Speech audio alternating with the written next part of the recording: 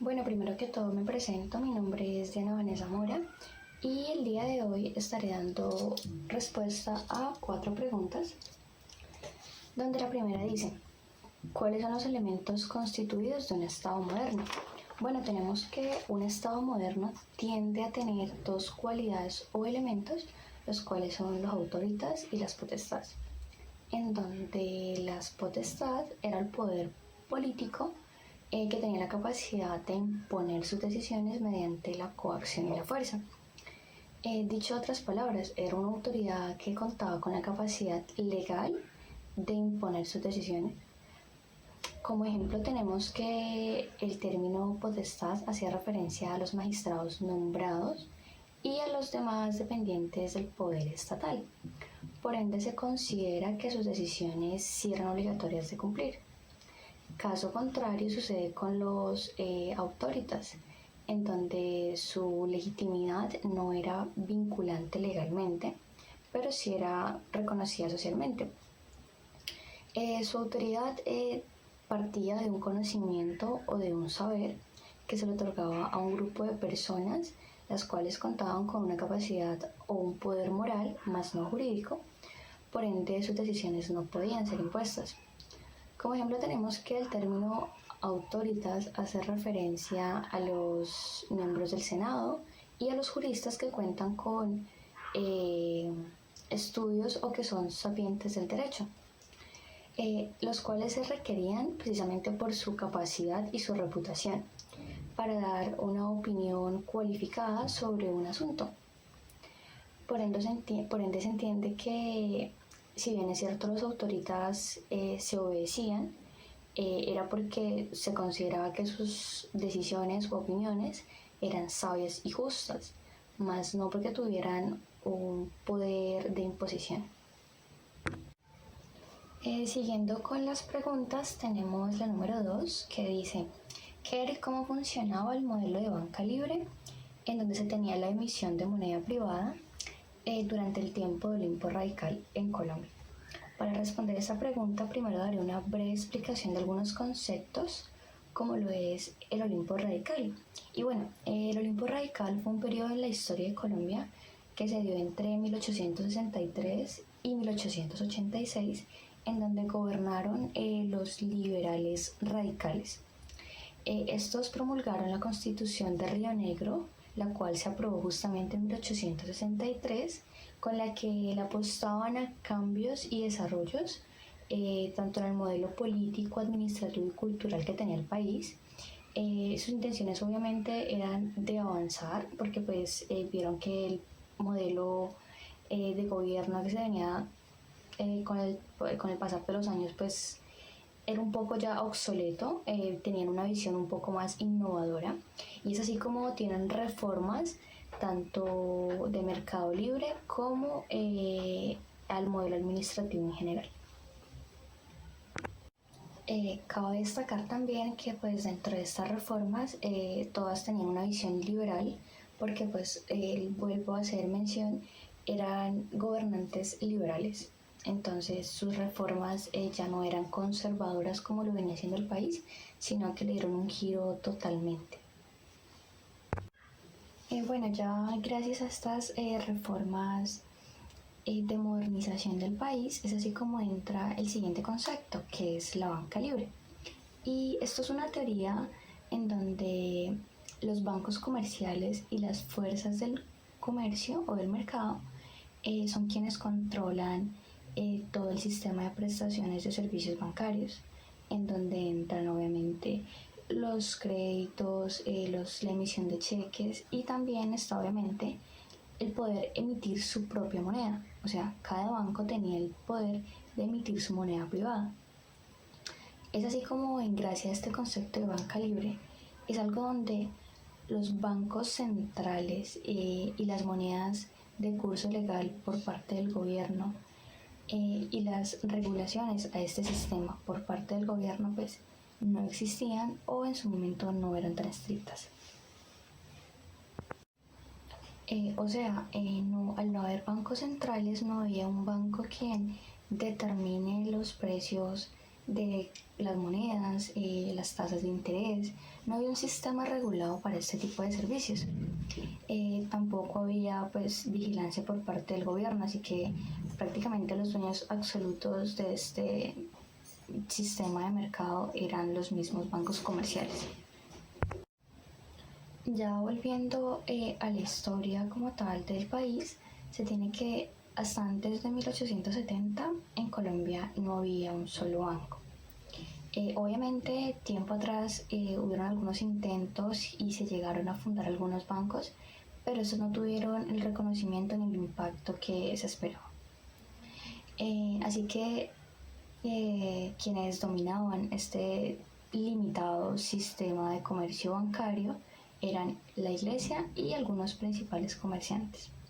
La iglesia porque pues recordemos que durante este periodo de nuestro país la iglesia aún tenía un papel muy importante en el gobierno. Y es justamente allí donde entra una de las reformas que proponían los liberales radicales y es al libre mercado. Por esto es que se dan, gracias a estas reformas, se dan las condiciones para que en 1870 surja el primer banco privado, que fue el Banco de Bogotá, el cual se fundó el 15 de noviembre de 1870. Luego también lo sigue el Banco de Colombia, que se fundó en 1875, y se puede decir que estos dos bancos fueron bancos privados, obviamente, fueron casi los más importantes, ya que tomaron las riendas de este sistema de banca libre y pues eran los más grandes y los más importantes en ese entonces. Así que ellos también tuvieron un gran aporte a que este sistema funcionara de la manera en la que funcionó. Cabe resaltar también que pues la banca libre se caracteriza primero por la emisión de billetes de manera competitiva con los demás bancos privados y por las pocas o nulas barreras que existían para entrar a este comercio bancario. Y pese a esto, pues durante la época que rigió la banca libre en Colombia, pues fue un modelo bancario prácticamente excelente, en donde se hubo una estabilidad tanto monetaria como bancaria. Hago énfasis en esto porque pues sobre la banca libre se tienen algunas concepciones o algunas evaluaciones negativas a nivel internacional. Como ejemplo, lo que se ocurrió en algunas regiones de Estados Unidos, pues lo que dio a que hayan algunas opiniones negativas sobre este sistema bancario. Pero pues retomo, durante el tiempo que rigió en Colombia fue un modelo que le dio una estabilidad bancaria y monetaria al país. Bueno, aun cuando se tienen en cuenta los riesgos que el modelo de banca libre puede presentar, y pues uno de ellos es la sobreemisión de billetes. Al tener pues una competitividad entre los bancos privados por la emisión de billetes justamente, puede llegar a un punto en el que haya una sobreemisión. Y pues esto lo que desencadenaría sería picos inflacionarios y pánicos bancarios, lo que pues llevaría a una desestabilización de un sistema bancario. Pero pues es importante resaltar que durante la década de 1870 en Colombia no se vivió un pánico bancario, a excepción del que hubo en Medellín en 1875, pero pues esto también fue ocasionado por la guerra civil que se vivía en ese momento pues a nivel interno del país, y pues los bancos pudieron manejarlo y las consecuencias no fueron devastadoras. Así que pues por eso es pertinente resaltar que durante la década de 1870 Colombia tuvo un modelo de banca libre muy exitoso. Esto hasta que llegaron las políticas económicas de la regeneración. Y pues esto trajo consigo la creación de un Banco Nacional en 1880. Y a partir de este momento las cosas empezaron a cambiar, puesto que ya los bancos comerciales no tenían todas las libertades que se les había otorgado en un principio con la Constitución de 1863, porque pues este banco comercial llegaría a ocupar un lugar de algo así como un padre regulador para los demás bancos. Y pues aunque sí se les permitió a los bancos seguir emitiendo sus propios billetes, pues estos debían ser regulados por el precio que imponía el Banco Nacional.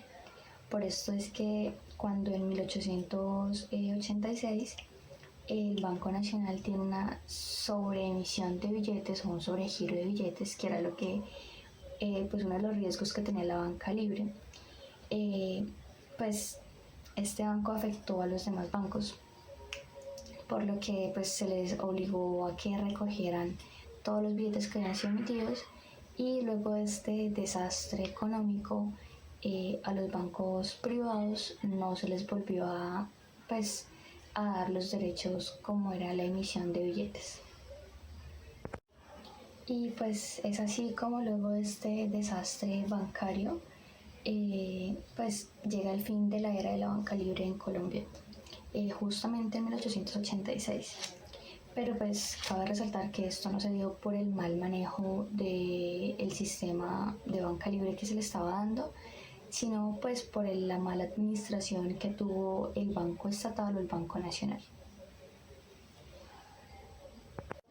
Lo que nos deja una premisa, y es que durante el tiempo que estuvo vigente la competitividad por la emisión de billetes, pues al país se le dio una estabilidad monetaria. Pero pues todo lo contrario sucedió cuando se instauró el Banco Nacional, pues como consecuencia de la política económica de la regeneración, pues al darle este monopolio a este banco, y pese a su mala administración, se ocurrió este desastre económico y lo que llevó a darle una desestabilidad económica al país. Entonces, pues sí, la banca libre termina en 1886, pero no por culpa de su propio mal funcionamiento, sino se puede decir por culpa de cuando el Estado quiere intervenir y pues abaratar o acaparar este comercio bancario. Bueno, para continuar con las preguntas tenemos la número 3, que dice: explique una de las guerras civiles del siglo XIX, sus motivaciones políticas y económicas, los bandos en cuestión y la duración y consecuencias. Bueno, yo voy a explicar la guerra que se dio entre federalistas y centralistas, la cual tuvo un periodo pues, de 3 años que se dio entre los años de 1812 a 1815. Y para entender las motivaciones que pues, dieron pie para que se desatara esta guerra, es necesario entender que esto se da luego de el grito de independencia parcial que se dio en Colombia el 20 de julio de 1810, pues la cual como resultado de esta manifestación o guerra que se dio ese día, pues termina en despojo o en destierro de los virreyes, quienes eran los que gobernaban el país, obviamente estos bajo el mando de los reyes de España, de la corona española. Y luego de que se destierran estos virreyes, es así como en 1811 se crea la Federación de Provincias Unidas de la Nueva Granada.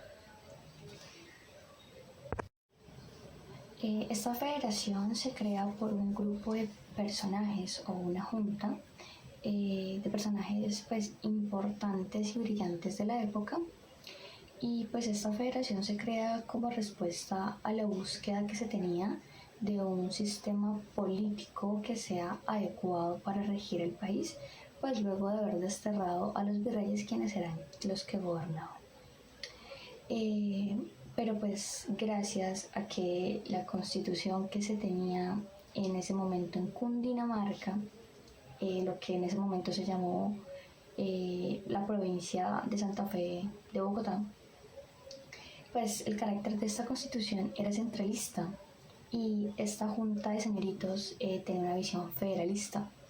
Entonces es allí donde se empieza la división del país, y es así pues como se da inicio a esta guerra interna, porque pues eran visiones distintas, mientras que por un lado estaban los centralistas, quienes estaban pues comandados por el señor Antonio Nariño, quienes tenían una convicción de unir al país, aunque pues esto significara que las necesidades de todas las provincias de la Nueva Granada se suplieran de manera igualitaria, porque pues a fin de cuentas esto es el poder centralizado, que se tomen decisiones o leyes desde una capital y que se acaten como forma de gobierno para el resto de los lugares del país, así estas tengan necesidades diferentes. Pero pues el señor Niño pensaba esto porque él tenía la convicción o la idea de liberarse totalmente de la corona española. Entonces él pensaba unir al país para, unidos, enfrentar a la corona española y así lograr tener su emancipación. Porque pues si bien es cierto, se había dado un paso para esa liberación, aún seguíamos dependiendo de la corona española. Y pues ellos, a pesar de que en ese momento estuvieran con sus propios problemas, ya que el señor Napoleón Bonaparte fue a invadir España, igual la corona española iba a pues superar esas guerras que tenían ellos allá y iban a buscar una reconquista. Y eso es lo que el señor Nariño le apostaba, a que cuando la corona española quisiera buscar una reconquista, ellos estuvieran unidos como país y así poder enfrentarlos y obtener una victoria. Y pues por el otro lado estaban los federalistas, quienes estaban comandados por el señor Camilo Torres, quienes pues tenían la convicción de otorgar autonomía al país, dividiendo el poder para que cada provincia pudiera suplir sus necesidades de manera autónoma, de acuerdo a sus mismas demandas. Esto es un modelo político, algo así como lo que se hace actualmente en Estados Unidos, que es el modelo federalista. Pero los señores federalistas querían seguir subyugados a la corona, querían seguir dependiendo de España. Y esto pues lo hacen porque una de las razones era porque pues se le podía otorgar estabilidad política y también por las estabilidades económicas que España también otorgaba a nuestro país. Entonces lo que ellos hicieron fue algo así como sacar a los virreyes, pero pues para gobernar ellos. Y por estas convicciones es que también en ese periodo el país llegó a tener dos capitales, ya que Tunja se volvió la capital de los federalistas y siendo pues Santa Fe la capital de los centralistas. Bueno, ya después de estas razones de cada uno de los bandos, es así como pues se da inicio a esta guerra entre federalistas y centralistas. Pero posterior a esta guerra, pues es que se entiende como al final se tiene que, mientras los federalistas y centralistas se enfrentaban y dividían el país, lo que estaban haciendo era favorecer a los españoles, ya que pues al ellos estar débiles, para los españoles fue un poco más fácil tomar nuevamente a las provincias de la Nueva Granada. Pero pues, ¿qué pasó puntualmente en esta guerra? Bueno, hubieron algunas batallas claramente, en donde la primera batalla la ganan los federalistas y pues luego otras batallas llega una en la que ganan los centralistas y es así como tienen una pequeña victoria parcial, ya que luego de esta batalla tanto federalistas como centralistas pues deciden unirse, respondiendo de esta manera al llamado que les hacía el señor Simón Bolívar, quien también estaba librando una batalla independentista, y pues les llama a una unión por la independencia. Entonces estos dos bandos deciden unirse para luchar pues contra el enemigo en común, que serían los realistas, que sería la corona española. Y luego de esta unión, de la cual pues el señor Antonio Nariño estaba pues digamos complacido, es así como decide dejar el poder a cargo de los federalistas y él emprender una campaña en contra de los realistas, en donde él decide ir a liberar los territorios que hoy son como Popayán y Pasto. Y pues luego de algunas batallas el señor Simón Antonio Nariño ganó, pero finalmente en Pasto es donde él y su ejército son derrotados y él es apresado y llevado pues a España. Entonces los federalistas pues como resultado de que el señor Nariño lo apresan los españoles, deciden aprovecharse de su ausencia y de la debilidad de Cundinamarca para seguir con la guerra. Y es así como el señor Simón Bolívar, pues en diciembre de 1814 decide tomar Santa Fe. Obviamente esto bajo las órdenes del Congreso de las Provincias Unidas de la Nueva Granada.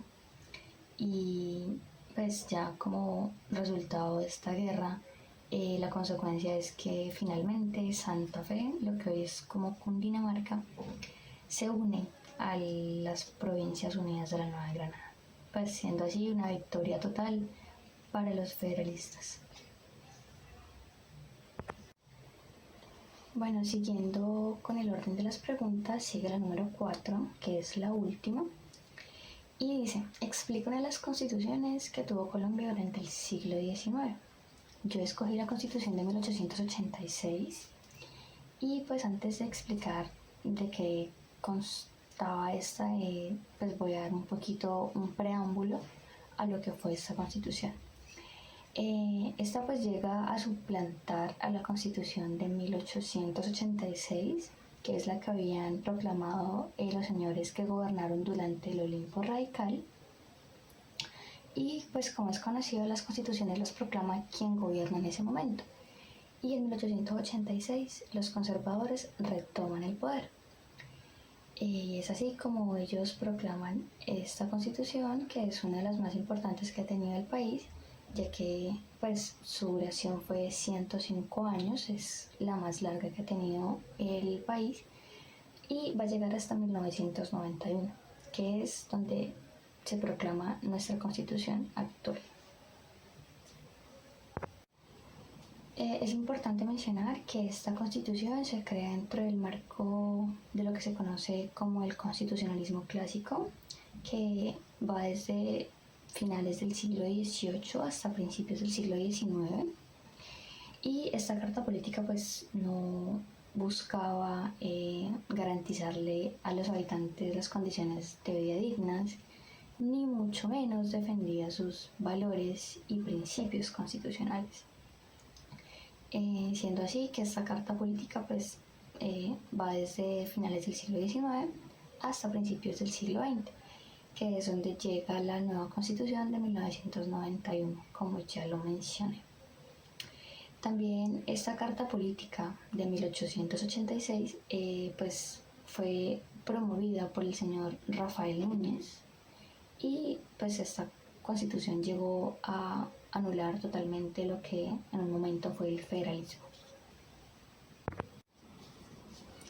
Bueno, ya hablando puntualmente de cómo estaba constituida esta reforma, pues esta carta por la cual se regiría desde 1886, es que primeramente instaló un Estado unitario, el cual administraría tanto en lo social, político y económico, o sea, una tendencia al poder centralizado. Por lo tanto, esta constitución sí era centralista. También dividió el poder pues entre ramas, que son las que tenemos también actualmente, que una es la rama judicial, ejecutiva y legislativa, pues dándole a cada una sus deberes y sus poderes. También se diseñó o se creó lo que se conocen como los gobiernos, los cuales pues dirigirían cada región a su cargo. Obviamente esos departamentos pues no van a tener no van a tener autonomía total, sino que pues están bajo el mando del Estado unitario. Otro rasgo importante a destacar es el papel que vuelve a jugar la Iglesia Católica, porque la Iglesia Católica siempre ha tenido una tendencia pues de apoyo hacia los conservadores. Por ende, esta Iglesia Católica también ayudó a derrocar a lo que fue conocido como el Olimpo Radical, o sea, a derrotar a los liberales, ya que pues los liberales le quitaron la importancia y los derechos y los poderes que la iglesia tenía en su momento. Y pues la iglesia apoyó a que estos liberales salieran del poder, y cuando se instauraron los conservadores nuevamente y estos promulgaron esta constitución, la iglesia católica obviamente dio un apoyo total. Esto pues también con un fin, ¿cierto? Que se le restituyeran sus derechos, que el Estado dejara de ser un Estado laico y la iglesia volviera a jugar un papel importante en el gobierno. Y es así como si se le devolvieron sus poderes, sus derechos, y pues la iglesia jugó parte tanto en lo educativo, en lo social y hasta en lo administrativo. En lo educativo, ¿de qué manera? Obviamente la educación estaba a cargo de la iglesia, por tanto los temas a tocar, lo que se educaba, lo que se impartía, era lo que la iglesia consideraba que debía ser pues difundido. En lo social, el pensamiento como tal de la sociedad en ese momento debía ser totalmente católico, o sea, totalmente lo que la iglesia aceptara y considerara como lo que fuera aceptable o no.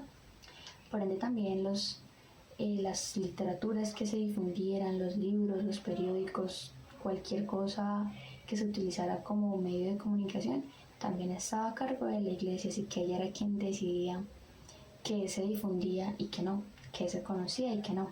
Por ende, pues, en cuanto a educación, las teorías que se manejaban era obviamente una teoría religiosa, dejando de lado las teorías científicas.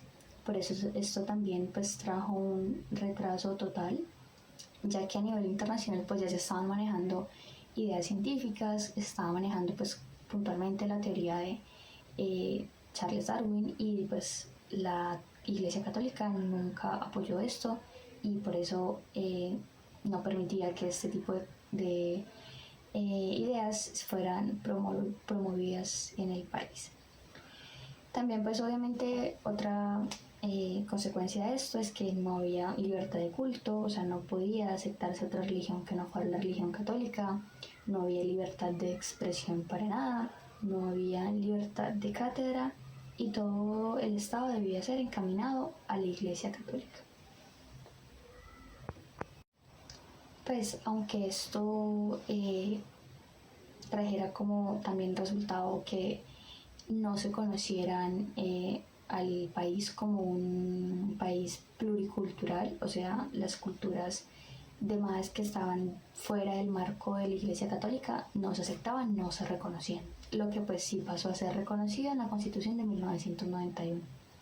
Pues tampoco se aceptaban los matrimonios civiles, así que todo esto trajo también un impacto social bastante grande, ya que pues los hogares o familias que no estaban bajo el sagrado matrimonio no eran considerados aceptables. Los niños podían llegar a no tener un cupo en un colegio porque sus padres simplemente no estaban casados por la iglesia.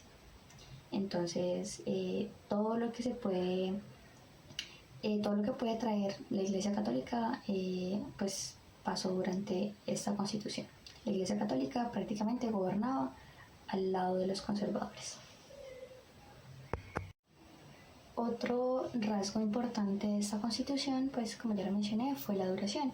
Tuvo una duración de 105 años en la que pues sí se le hicieron algunos ajustes o algunas adiciones, pero su esencia en sí nunca cambió. Así que la política de regeneración seguía en pie, y pues eso trajo también unos acontecimientos y reformas bastante importantes para el país.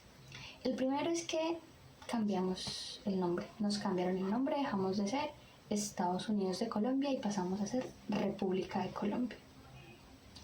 Y aunque si bien es cierto los conservadores pues ya estaban instaurados como el modelo político que estábamos siguiendo en ese momento, la lucha por la búsqueda de un poder político o de un sistema político que fuera ideal seguía dándose, de manera interna seguía dándose. Y pues también hubieron muchas batallas que se libraron justamente en aras de eso, de buscar otro modelo político, porque pues habían personas que no estaban de acuerdo con la forma de gobernar que se tenía en ese momento. Pero pues a pesar de que hubieron múltiples batallas, hubo una guerra que fue como la más destacada, que fue la Guerra de los Mil Días, la cual empiezan los señores liberales en contra de los conservadores. Pero pues esta obviamente la pierden los liberales y los conservadores continúan en el poder, ya que pues contaban con el apoyo tanto de la iglesia, que era algo, un papel pues súper importante, y el apoyo de algunas clases sociales. Entonces no se logró derrotar a los conservadores y estos siguieron en el poder.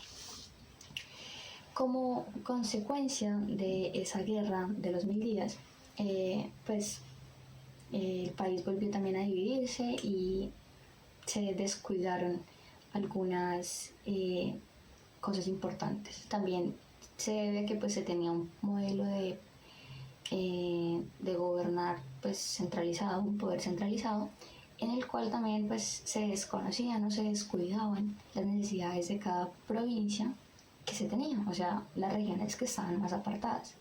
Por ende, hasta ese momento Panamá todavía seguía siendo parte de Colombia.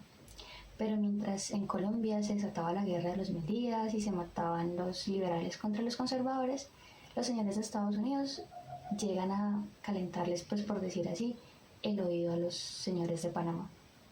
Y es así como Panamá se aprovecha pues de la debilidad en ese momento del país y logra independizarse de Colombia, perdiendo así el canal de Panamá, lo cual fue una pérdida pues prácticamente devastadora, que hasta el día de hoy podemos ver las consecuencias, ya que hubieron pérdidas económicas, pues era un canal de exportación y también de importación y se perdió esa parte.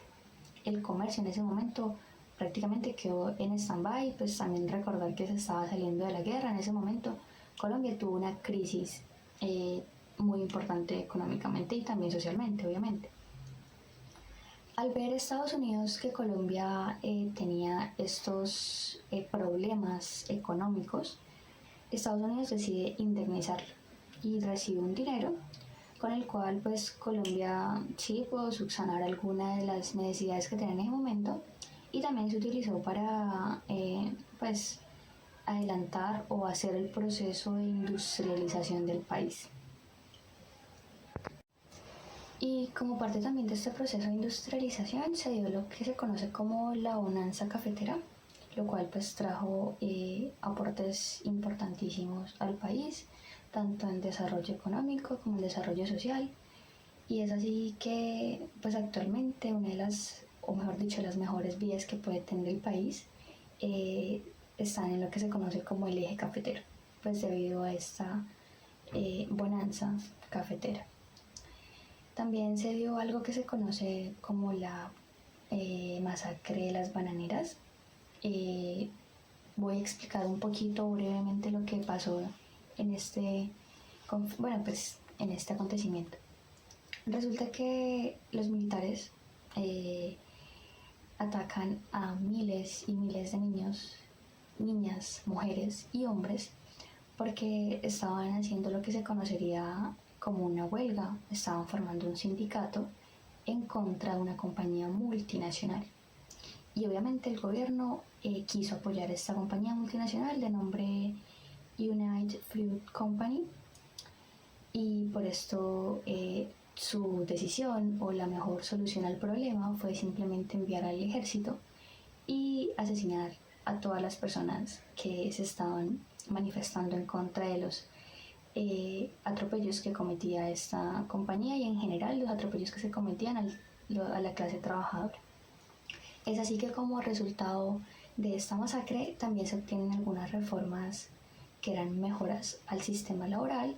Lo uno es pues la aprobación del derecho al sindicato, de poder hacer huelgas, manifestaciones. También se tuvo una reducción en el horario de la jornada laboral, pues entre otras muchas reformas que favorecían al sistema. Es aquí donde entra a jugar un papel también bastante importante el señor Jorge Eliezer Gaitán, al ser el gestor de algunas o de la mayoría de estas reformas, que lo que hacían era apostarle a las mejoras en cuanto a las condiciones de vida de las personas. Y por esto, el momento en el que se da el Bogotazo, que es cuando el señor Jorge Eliezer Gaitán muere asesinado, se da un estallido social bastante complejo también, y también pues fue un acontecimiento importante dentro del periodo de esta constitución. También cabe resaltar que pues el país siempre ha tenido conflictos internos, siempre ha habido una guerra, pues justamente en búsqueda de un poder o de un sistema político que se ajuste a todas las necesidades que podría tener el país. Y también es importante destacar que durante este periodo, donde estaba vigente la Constitución Política de 1886, es donde se crean o nacen las conocidas guerrillas. También es donde empieza todo lo que tuvo que ver con la época pues, del narcotráfico, el conflicto y la violencia que esto trajo. Así que estos son algunos de los acontecimientos que tuvo durante ese periodo. De esto se constituyó la Constitución de 1886, y como ya lo dije, esto llegará hasta 1991, que es donde se toman obviamente algunas cosas buenas o aceptables que tenía en ese momento, y se cambian totalmente las que no eran aceptables y las que iban en contra de los derechos y vulneraban las condiciones de vida de la población. Por eso es que actualmente tenemos la Constitución de 1991, que se considera que es la mejor que ha tenido el país.